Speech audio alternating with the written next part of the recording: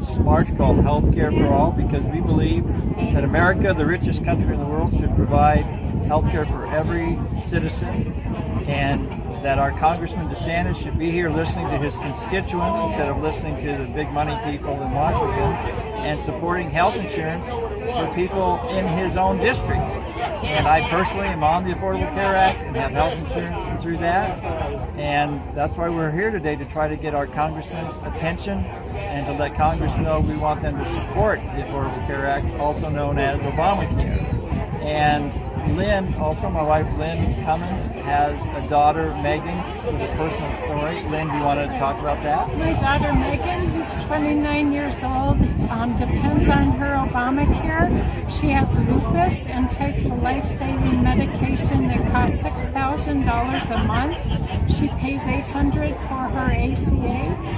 If they take it away, she'll have a pre-existing condition and we won't be able to get health care at any cost. Yeah, so it's very personal, and we have many other stories, people here, friends and family of people here who literally their lives depend on health insurance and keeping the Affordable Care Act. And we're very hopeful that Congressman DeSantis will do the right thing and support us, support his constituents. Nearly 40,000 people right here in the 6th District depend on Obamacare and the ACA for their health insurance. It's a matter of life and death. So we really hope people will get this message and support our efforts to provide health insurance for everybody in this country. Good story. And somebody just told me that Bernie Sanders was supposed to come. I think that's a rumor. Or Rachel Maddow.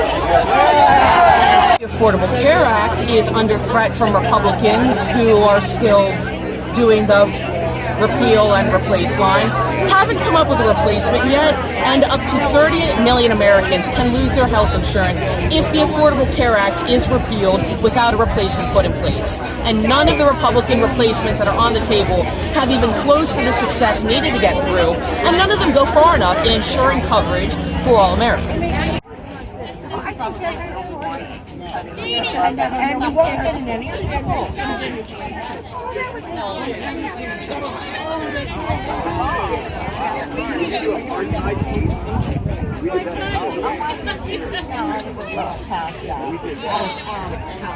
That's not the only.